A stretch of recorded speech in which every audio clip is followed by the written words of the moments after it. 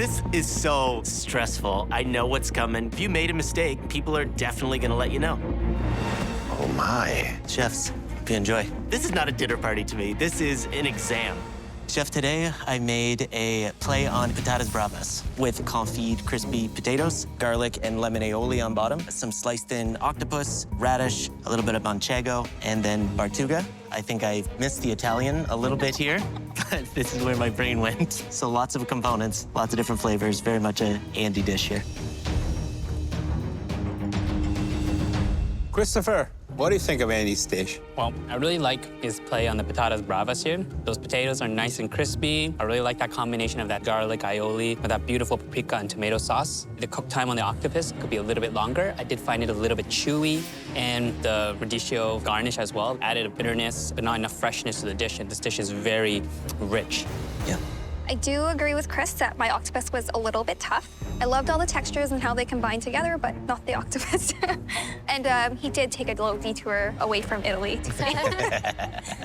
I think I probably would have added just a little bit more citrus because it is kind of heavy, and I like things a bit salty, so maybe just a tiny bit more salt. Yeah, but other than that, I think it's great. It's tasty.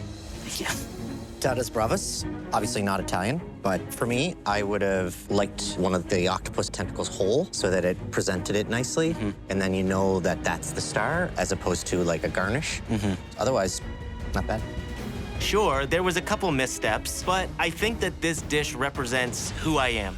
What I'm getting from this dish, for me, is your attitude. I think the dish is very bold. There's a little rebel inside of this dish. I wish that it would have had a little more refinement. I think you should have cut the potatoes differently. The octopus should have been one whole tentacle coming off, grilled and charred. Andy, I like the dish a lot. It's got great flavor. The octopus, I agree, if they were cut a little bigger, a greater presence to it, and maybe just a touch more botarga. Yeah. But a nice, flavorful, well-rounded dish. I'm not bothered at all by the detour. I think as long as it's a very tasty dish, I don't care where it comes from. But overall, you know, I like the dish because I think it complements May's dish, because her dish was more delicate and your dish was more rustic. They're very different in texture, but this is what a tasting menu means, complementing each other. Perfect. Thank you, Chef. Thea, you're up next for the fourth course. Oh my gosh, I am so nervous about them trying my dish because of time and just everything that happened today. I was just lucky to get something on the plate. I feel so bad. Sorry, guys. Oh, that's beautiful. I am super nervous. So today I have a ravioli doppie, 2 raviolis together. One side has nudilla sausage with some braised skirt steak, and the other side has lemon ricotta. And then it was supposed to be with a reduction that got burnt, so I just did a quick beef reduction with that. May, tell us your thoughts on Thea's dish. It was a small bite, but I enjoyed it. The spiciness of the nduja was really nicely countered by the lemon ricotta, and the broth that's currently in here, I got a deep, rich beef flavor. The presentation I actually really liked. I thought it was really beautiful. The ricotta was lovely. I found the sausage a little bit overpowering and a little bit salty for me. There's some valid points, but I also feel like there's some not so valid points. Christopher, how do you feel about having another pasta at this point of the menu?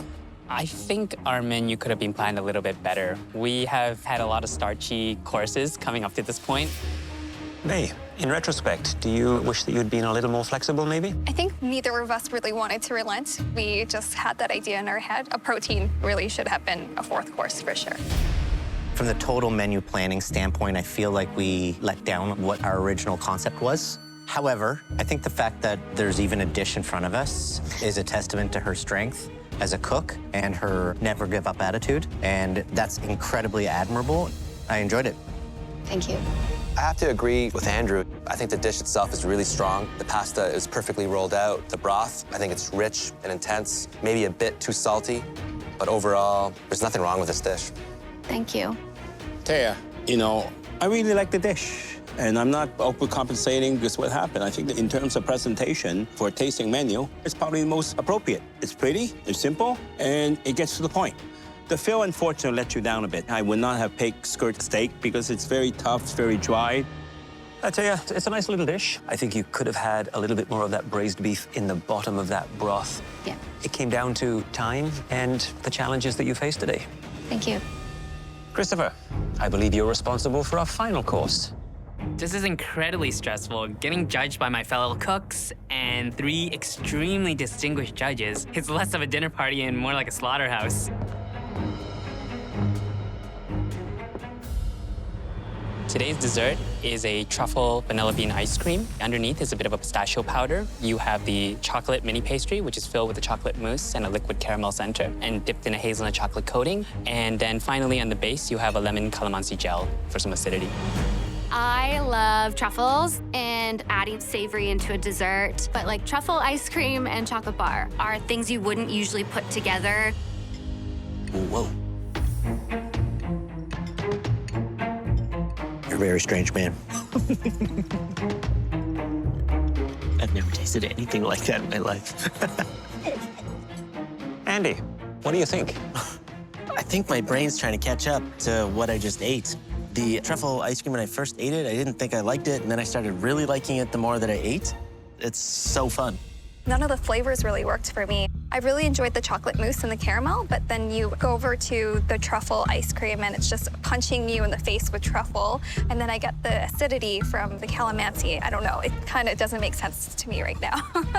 It was really rich and delicious. I am in agreement with May, though it feels kind of like 2 different things on a plate. And when you eat them all together, it's a little confusing, but I can check off the list that I've had truffle ice cream.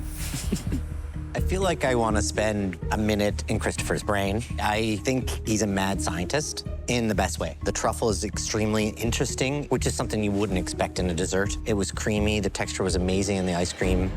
If I had known that it was my fellow cooks who would be doing the tasting, I would have dumbed down the flavors a little bit and made it a little bit more comforting, not so polarizing for my fellow cooks. Christopher, I gotta tell you, when I tried the truffle ice cream, it just sucker punched me. And I loved it. I thought that it was bold. It reminded me a lot of the way I cook. I want my food to stand out. I think you did the same thing. Your food really pops.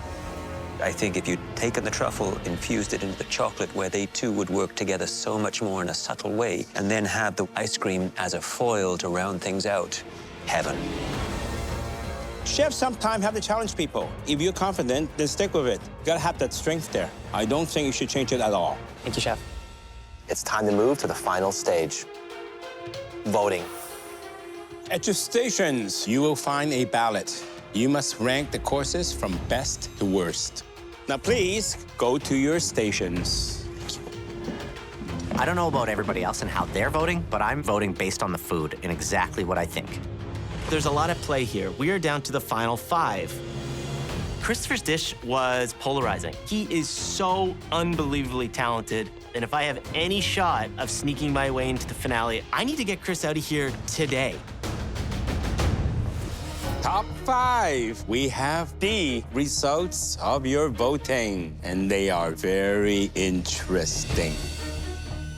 4 of you earned first place votes from at least one of your competitors. And 4 different cooks were ranked last on at least one ballot. So there was definitely not a consensus. The results might reflect a range of factors: taste, presentation, technique, and strategy. We gave you the power, and you decided how to use it. The cook that you chose as the best of the night is...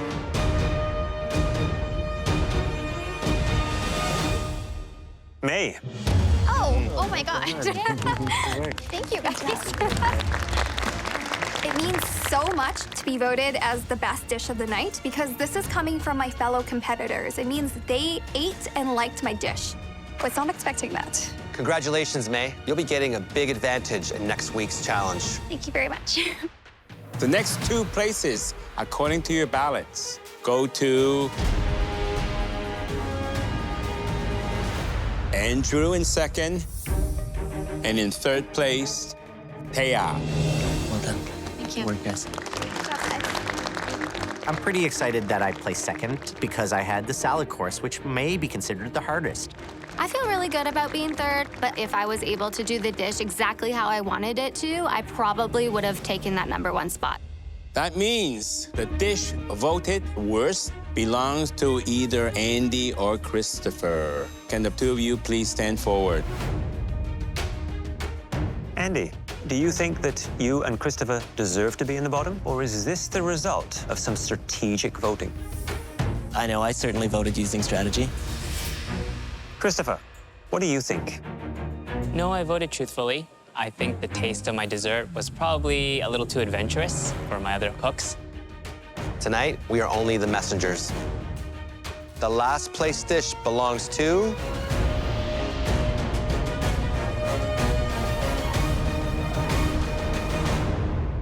Christopher. Indy, you can join the others.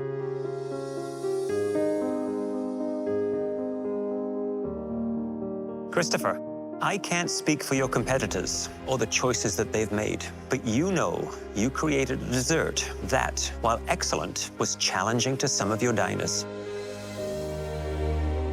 Regardless of the reason for their choice, you will not be going home today. At this stage of the competition, the only people with the power to send someone home are the three of us. However, you will have a disadvantage in next week's challenge. So, Christopher, you live to cook another day. Thanks, Chef. Take full advantage of this opportunity. Absolutely. Now go get some rest. You're gonna need it.